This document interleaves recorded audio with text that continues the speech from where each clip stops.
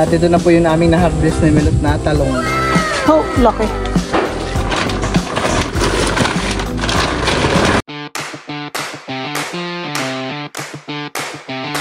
Hi guys, welcome po sa aking vlog. Ngayon po nandito po tayo sa Jude at titignan po natin yung mga tanim ng mga matpapa na talong. Titignan po natin kung okay na pong harvestin yung bunga. Nakay matataas na ang damuhan eh. Baka siguro pag di natin pinamatan ay matubig naman palahan eh. Matubig naman po pala dito ah. Dami na pa namang bunga dito ah. Ating gagamasa lang ng kaunti. Tinatabas na po ni Bal. Mabilis pong tumaas ang damo dito at gawa ng maulan.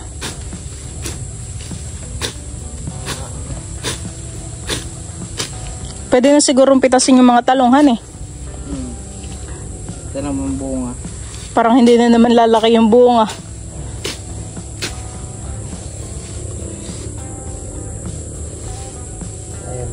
Hindi daw natin nalagyan ng pataba ay kaya ganyan na daw yung max na ano niya. Maximum na Laki. siguro pag na lalagyan natin to ng pataba ay malalaki.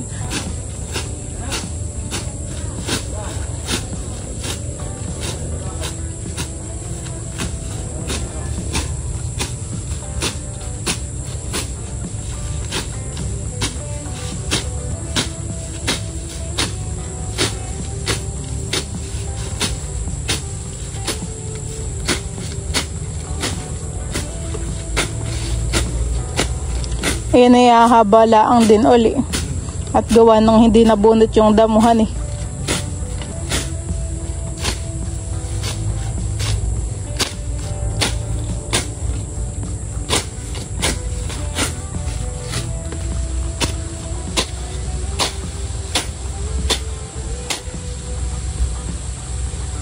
Pag tayo may bakanting dito na bahay na at may bakanting lupa ay atin nandun tatanim mo ng mga ganito.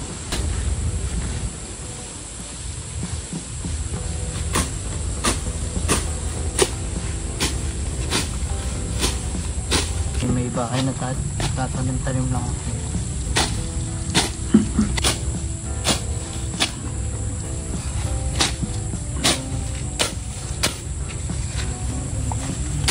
Baka kayo maitaga.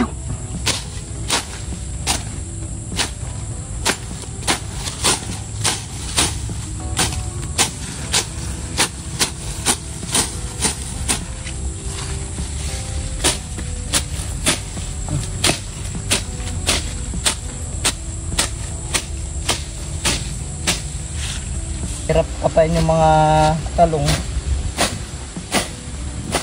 Tulad nito ayo. Puta, natakpan na talaga. Natabunan na han eh.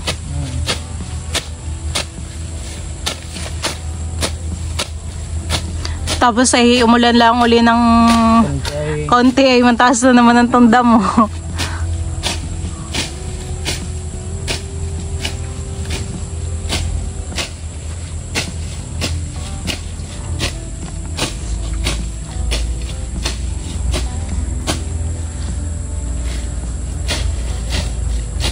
Hindi mo pansin ay may bunga palahan eh. Tatakluban ay.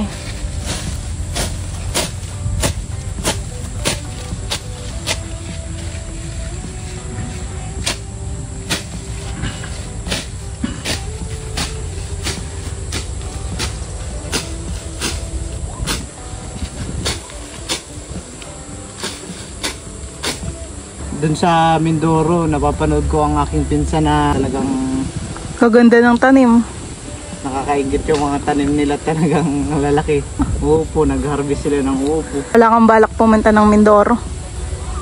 Pwede naman pag-harvestan. Ito ay nahulog. Ito na tabulok ng puto. Nahulog? Tingin. Pero parang malambot pa naman. Sama lang natin. At ito may... Pwede sa punta ng Mindoro. Pamasahe lang. Mamasahe na lang tayo. Pamasahe lang tayo.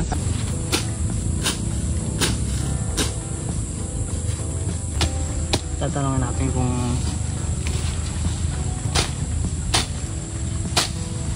tanong mo sa kuya.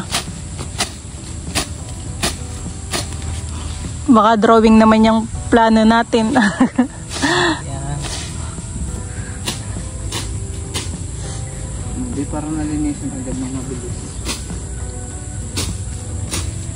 Parang dati na natanim daw ng mga kuya ay sibuyasan eh. Kaya nung nagpunta dito sa sa atin ay maraming pasalubong ng sibuyas.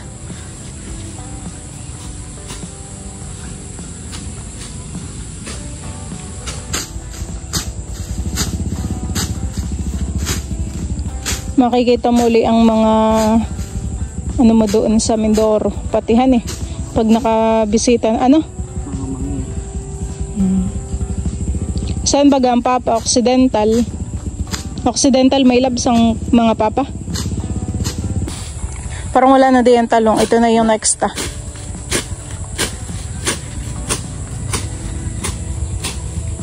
Maganda naman ngayon at medyo kanlong pahan eh. Kahit anong oras na po, alas 8 na po ng umaga eh. Banda po dito ay kanlong, gawa ng punong malaki. Ito po yung puno.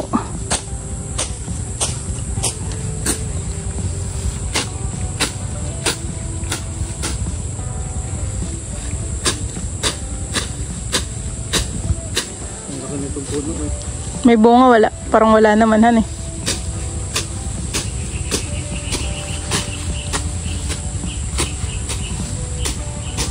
Ginhawa dito.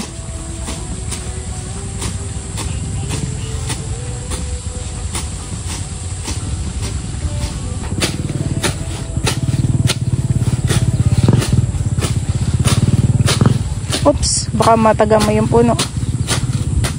Dalawang magkalapit.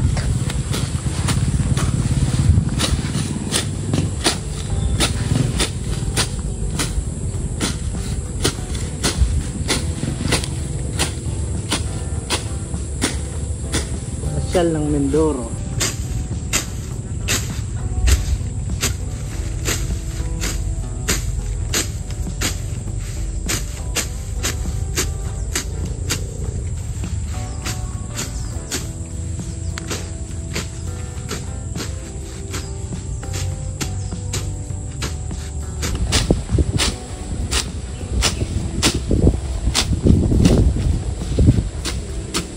May labs na aninaw na uli dito yung mga puno ng talong. Kanina'y hindi.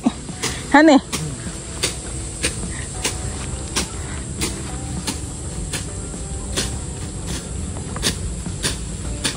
Kanina hindi mahanap yung puno. Gawa ng kapantay na ng damo. Ginagamasan lang din po muna dito ni Bal at tinatabasan.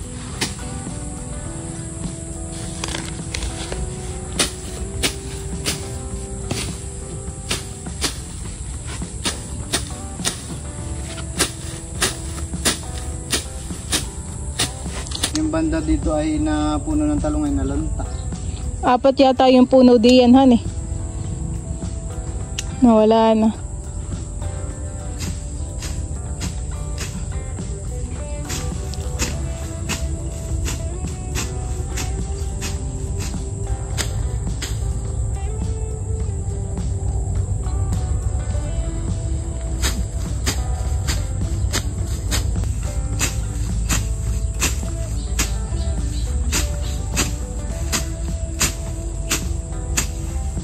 Tapos na po namin itong nagamasan yung mga damo.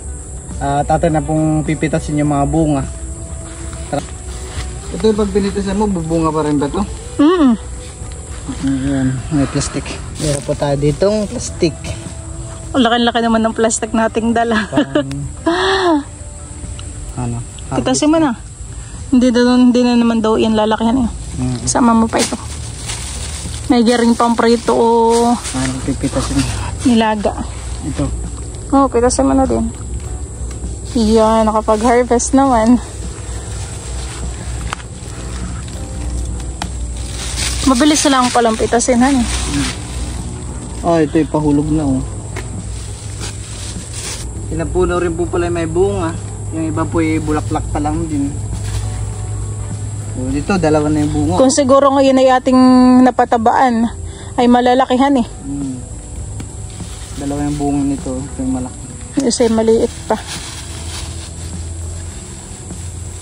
Ito pa. May isang buwan din kaya to? O dalawa? Isang buwan lang, no? Ayun na lang. Ito ang maganda-gandang bunga.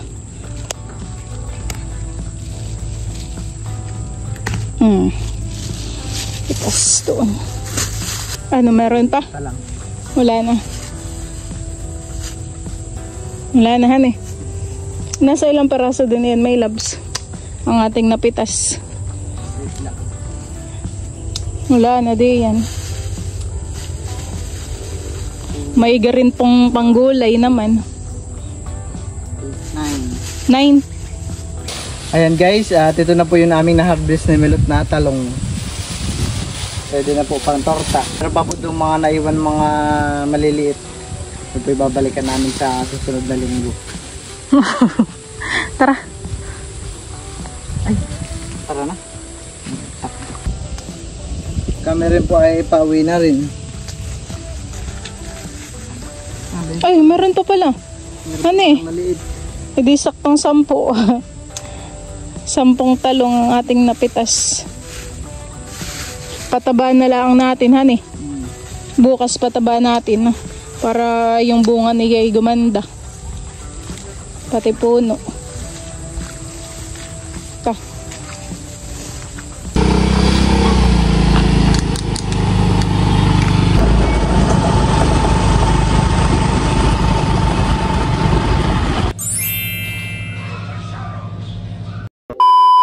Ngayon naman po ay papunta po kami ni Melot sa baba. Ano po yung magtitiba ng saging. Meron daw po titiba yung sabi ng papa. Tara. Pahibas ba ngayon o palalim? Pahibas, bakit? Pahibas?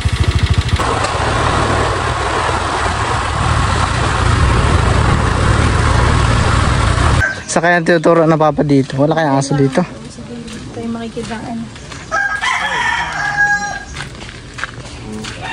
Titignan natin yung saging. Parang maganda.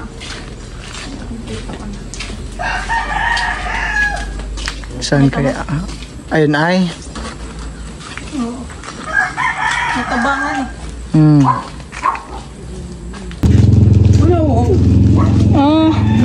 Tira-tira na nga. Daming nakuha. Saan kaya kayo nahuli yan? Ay, papago mo na. Ay, paano? Paano kinuha?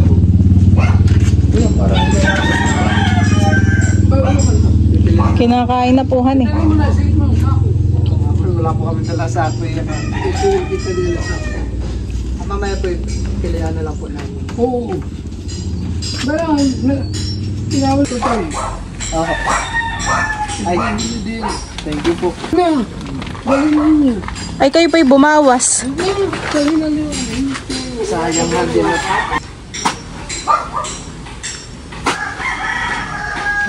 Baka matamaan ka diyan. Ayun po yung saging na kukunin namin.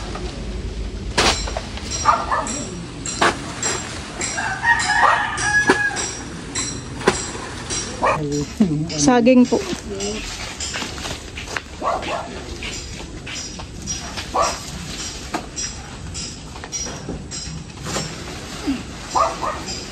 Yan, bay na.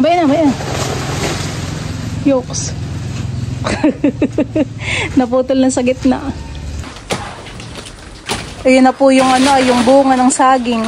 At ililinisan pa eh. Oh, laki. Tiniimpis na po ni Bal dito yung puno. Yung kanya pong pinagtibaan, no? Ito na po yung aking natibang saging. Akin na po itong pipilingin. Ang dami. Parang ngayon ay magandang pang banana kayuhan eh. At malalaki ang saging. May pahinugin na naman. Ang dami. Si Balpoy na nga sugatan pa sa paa.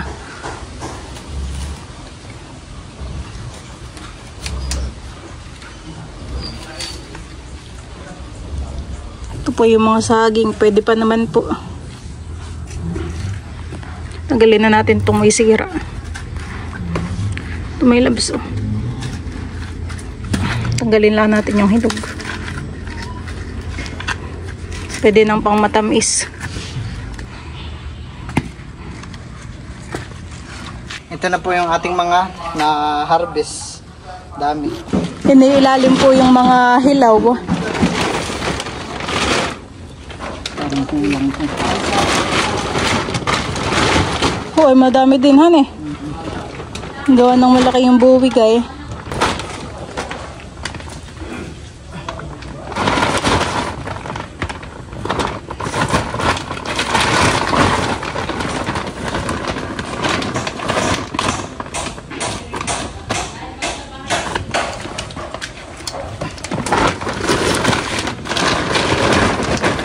Kasha.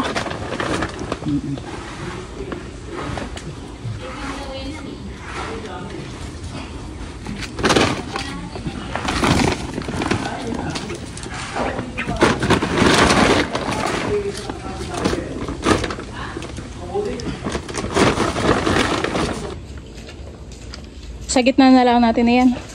Nakapatayuhan eh.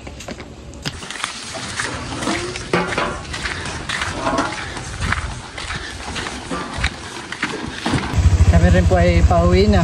Pawis-pawisan ka. Kaya mo din yan? Sige, tara.